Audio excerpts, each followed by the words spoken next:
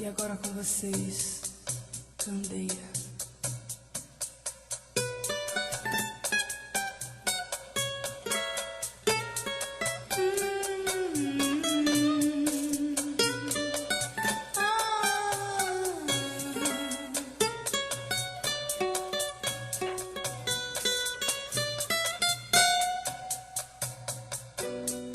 Deixe-me ir, preciso andar. Vou por aí a procurar.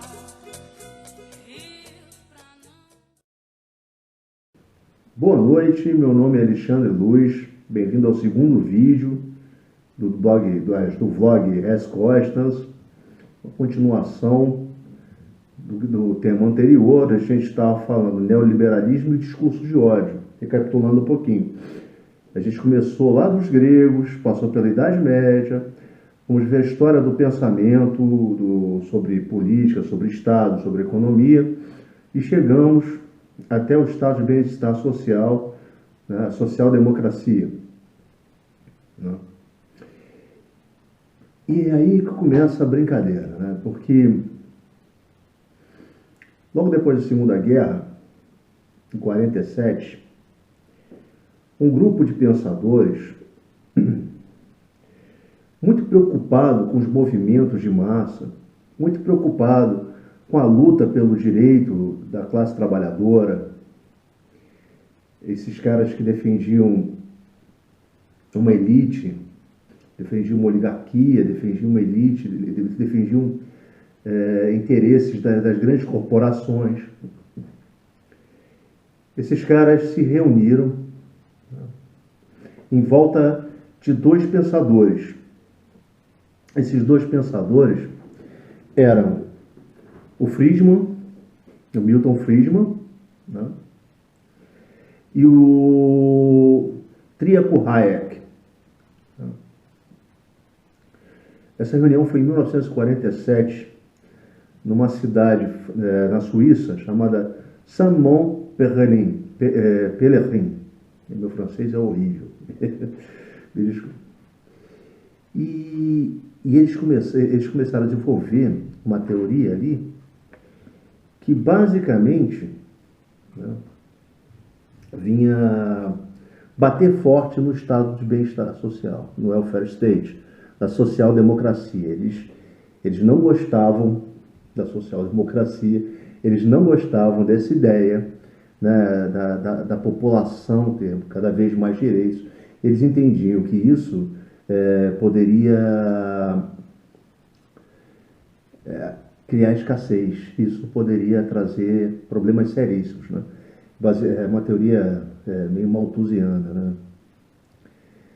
Enfim, mas essa aí é o nascimento da besta. Esse é o nascimento dessa coisa que a gente conhece hoje como neoliberalismo. Eles usaram alguma coisa do liberalismo, sim, quanto menos Estado, melhor, mas o neoliberalismo, segundo, né, o Pierre Dardot e o Christian Leval, que são dois pensadores contemporâneos, né, acabaram de estar no Brasil aqui mês passado, né, lançaram o livro deles aqui. Vale a pena, vai estar na descrição aí embaixo do vídeo, vale a pena comprar, né, inclusive vou mostrar para vocês como é, da Boitempo, vale muito a pena, é muito legal. E esses caras começaram a notar que o neoliberalismo não era simplesmente, né, um liberalismo mais forte, não era simplesmente a completa diminuição do Estado em relação às questões econômicas, não. Eu vi até a entrevista, também eu vou botar na descrição aqui embaixo, do Christian Leval, que ele começa a falar, ele lembra de uma citação do Max Weber. E o Max Weber, ele fala do espírito do capitalismo. Algo que sai da esfera econômica e vai permear toda a vida social. Outra citação interessante é da Margaret Thatcher. A Thatcher, ela fala que o neoliberalismo, a economia, é uma mera ferramenta, né? Mas o objetivo, o alvo, é a alma do homem. Então, essa nova linha de pensamento econômico não é meramente uma linha de pensamento econômico. Ela tem o objetivo de mudar o mais profundo de cada um, o mais profundo de cada indivíduo, e mudar a face das relações humanas, mudar o psicológico humano. Ou seja, como diz a Thatcher, mudar a alma, atingir a alma do homem. E como é que eles atingem a alma do homem? Como é que... É bom falar um pouquinho de neoliberalismo, porque o neoliberalismo, eles começam, né, questionando, assim, quebrando, né, caçando direitos. Muito parecido com o que o Temer está fazendo aí.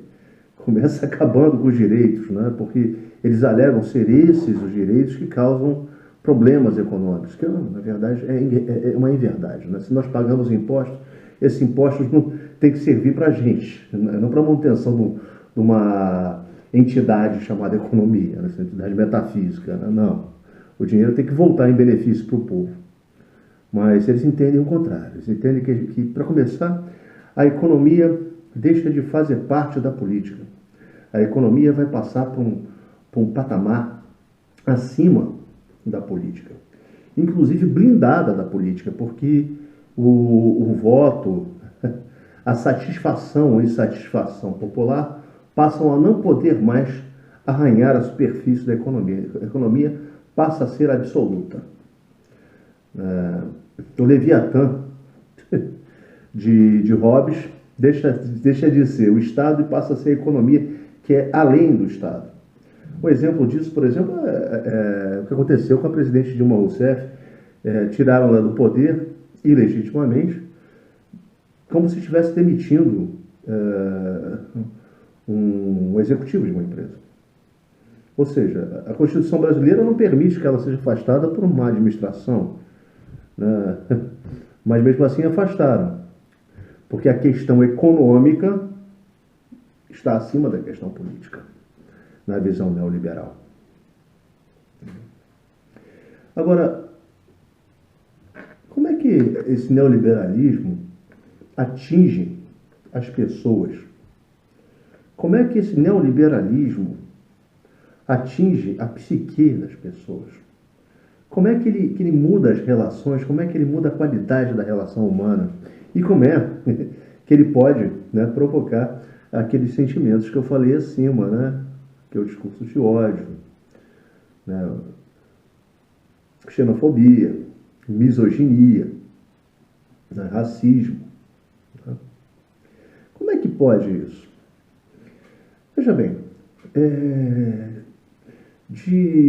a partir dos anos 70, progressivamente, passamos a importar para a nossa linguagem e todo o raciocínio abstrato, né, humano, depende da linguagem,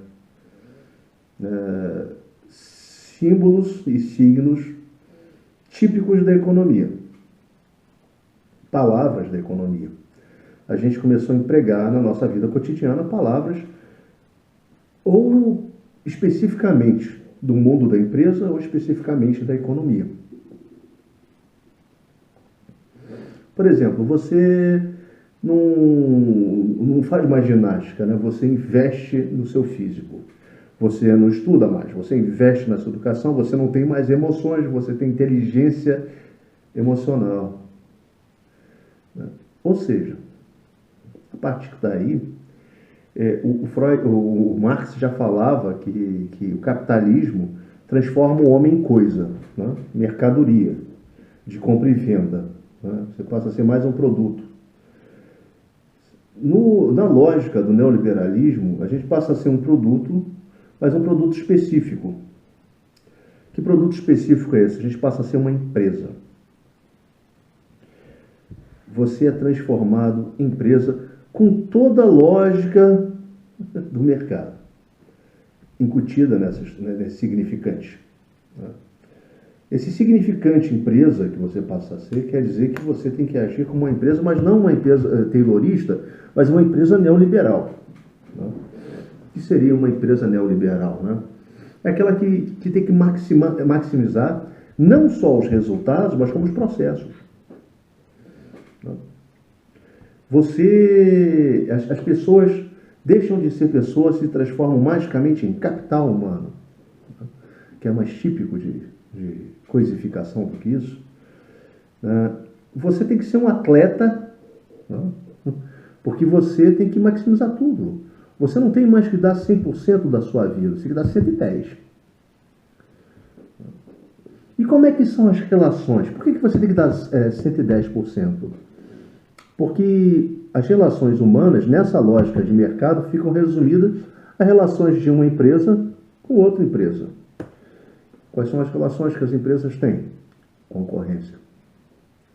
As relações humanas ficam resumidas à concorrência interpessoal. Você vive para concorrer, para isso você tem que ser melhor. Existem até estudos psicológicos do que isso tem acarretado. Mas, assim, voltando a Spinoza, o ser humano é um homem passional, relembrando, e as relações entre os homens são dadas por afetos. Se a lógica interrelacional é de competição, que tipo de afeto pode ser produzida entre esses corpos sociais? Que tipo de emoções, de sentimentos podem ser produzidos? É simples. Ódio, inveja e medo. Aquele velho medo do Hobbes que eu falei no outro vídeo.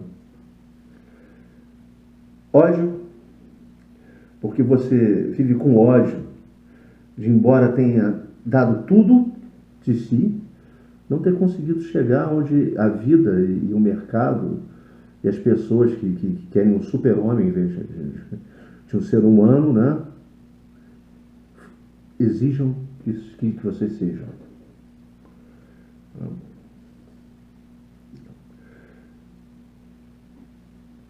A relação com outro ser humano é de inveja. Você está 10 anos numa empresa, o seu parceiro é promovido, você não, raiva dele. E a inveja é diferente.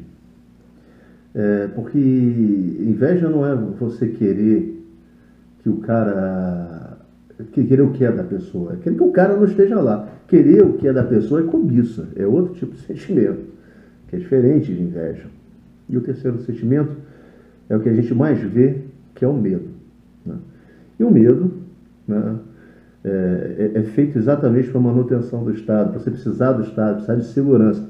Esses programas aí, jornalísticos, de quinta categoria, por sinal, que só trazem sangue, notícias de crime, nada são do que a produção estatal do medo.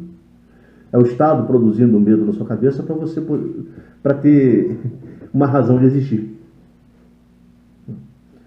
É isso. Não passa disso. Não contribui com nada. Os fatos sociais aparecem como cogumelos, que apareceram do nada.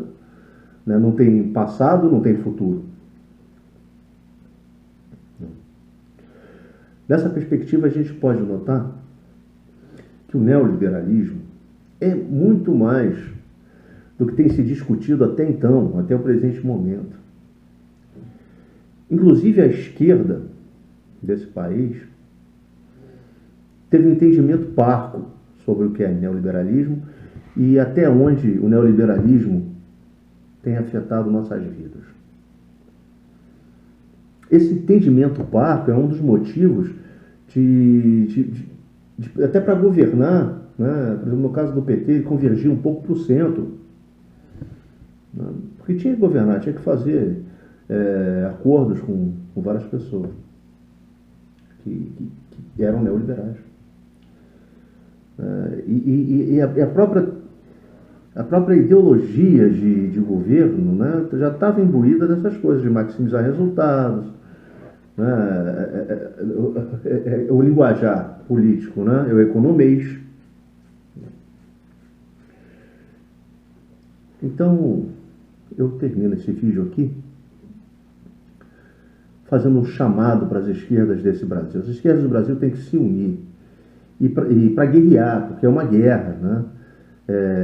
A gente não pode acabar como, por exemplo, na Polônia acabou a esquerda, não tem mais esquerda na Polônia, pelo amor de Deus. Na Grécia estão acabando com a esquerda da Grécia. Ou seja, é um fenômeno mundial. Se a gente não entender o tamanho do inimigo que a gente tem pela frente, a gente jamais vai poder derrotar. Se a gente não repensar, não reler sobre outros enfoques, né? Marx, Engels, né? Se a gente não começar a pegar pensadores como Pierre Dardot, Christian Leval, né?